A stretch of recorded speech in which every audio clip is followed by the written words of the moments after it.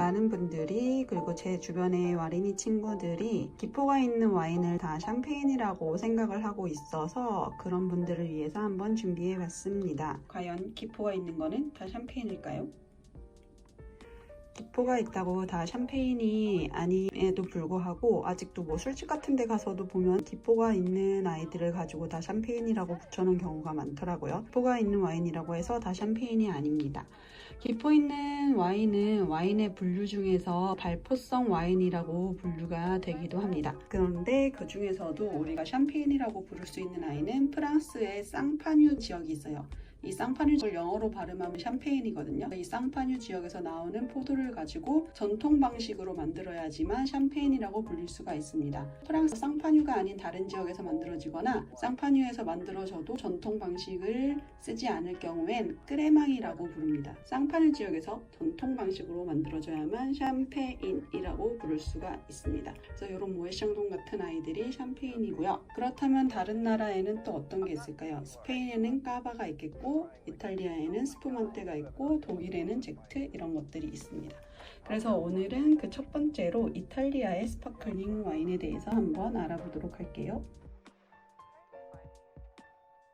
자, 그래서 스파클링 와인을 많은 분들이 여실 때 실수를 하는 게 많아가지고 오늘 다시 한번 저희 영상 중에도 있기는 한데 다시 한번 천천히 보도록 하겠습니다. 보통은 여기 이렇게 열 수 있게 되어 있거든요. 껍질을 잘 벗겨주시고요.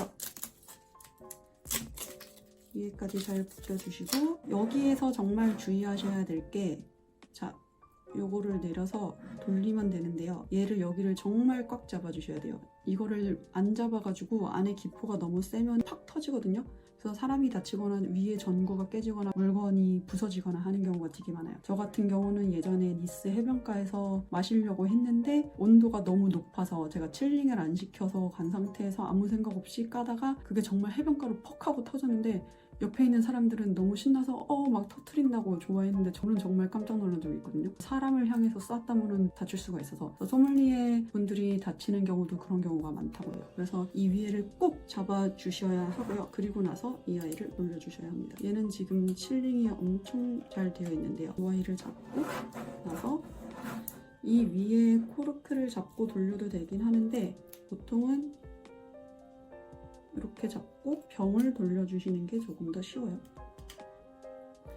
칠링이 너무 세게 되어 있는 경우도 코르크가 잘 안 열리긴 하는데 조금씩 올라옵니다. 기포가 셀 경우에는 얘가 밀어내는 게 느껴지거든요. 그럼 손으로 정말 천천히 까주시면 좋아요. 슈 하는 소리가 나면 좋은데,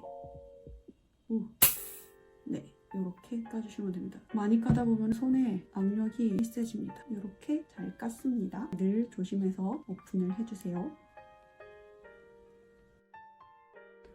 이탈리아에서 기포가 있는 발포성 와인은 통칭을 하는 말이 스푸만테라고 보시면 되긴 하는데요. 이게 기포의 정도에 따라서 스푸만테, 그 다음에 프리잔테라고 불리는 경우가 있긴 한데, 그냥 스푸만테가 이탈리아 스파클링 와인을 통칭하는 말이라고 쉽게 생각하시면 될 것 같아요. 이 아이가 바로 그냥 스푸만테 브리라고 써있죠. 브리는 드라이하다라는 표현이고요. 이탈리아 스파클링 와인을 스푸만테라고 생각하시면 쉽게 받아들일 수 있으실 것 같아요. 근데 이 스푸만테 종류 중에도 여러 가지가 있을 수가 있는데, 이 아이 같은 경우는 제 기억에 2만원 안 했던 아이 같아요. 마트에서도 쉽게 찾아볼 수 있는 데일리급의 스파클링 와인이고요. 이탈리아가 샴페인에 비해서 가격도 저렴하고 그래서 대체용으로도 많이 마시기도 해요.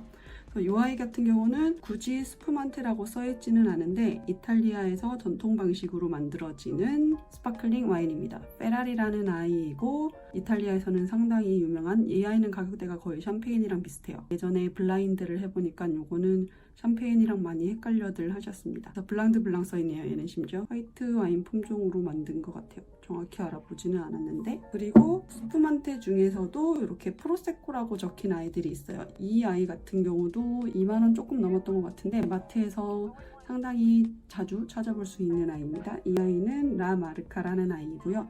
한 2만 몇천 원 줬던 것 같아요.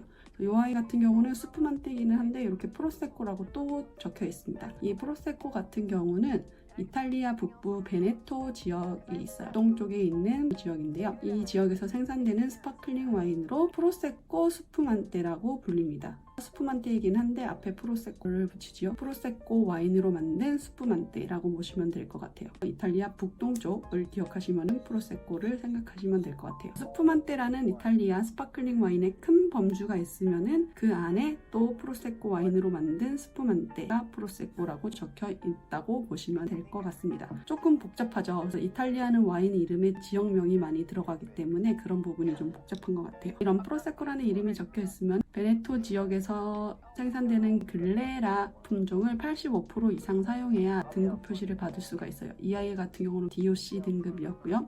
프로세코는 샴페인이랑 달리 포도 수확 후에 1차로 숙성해서 알코올을 만들어내고 2차 숙성을 하는데요. 2차 숙성을 하면서 기포를 만들어내는데 그 2차 숙성을 병 안에서 하지 않고 탱크통에 넣어서 해요. 탱크통에서 하는 방식을 샤르마 방식이라고 하거든요. 샴페인과 굳이 비교를 하자면은 샴페인은 2차 기포 만들어내는 거를 병 안에서 하고 프로세코 같은 경우는 이거를 병 안에서 하지 않고 탱크통에서 한다고 보시면 될 것 같아요. 그래서 더 신선한 느낌이 든다고 하네요. 근데 스푸만테는 샤르마 방식을 사용하기도 하고 병에서 2차 숙성하는 방식을 사용하기도 합니다. 스푸만테가 큰 범위 그 안에 프로세코가 있다고 보시면 될 것 같아요. 지금은 제가 병이 없는데 람브루스코라는 지역, 베네토 서쪽에 있는 지역인데 그곳에서는 스푸만테가 아니라 프리잔테라는 방식으로도 만들어지는 스파클링 와인이 있는데 이 아이는 뭐 2가지 방식을 다 사용했다고 합니다. 그 아이도 상당히 가격대가 좀 있고 맛있던 걸로 기억이 납니다. 쉽게 구분을 하시자면은 기포의 정도에 따라서 스푸만테와 프리잔테가 나눠져 있고 그 안에서 생산되는 지역에 따라 그 앞에 또 이름이 다른 게 붙는다로 보시면 될 것 같아요. 조금 헷갈리기는 하는데 결국에는 스푸만테가 이탈리아 스파클링 와인을 통칭하는 거다라고 우선은 알고 계시면 쉽게 받아들일 수 있고 그 안에 지역에 따라서 프로세코라는 아이도 있다고 생각하시면 좋을 것 같습니다. 이 2아이 친구들과 마셔봤는데요. 친구들은 프로세코보다 스푸만테를 더 좋아했어요.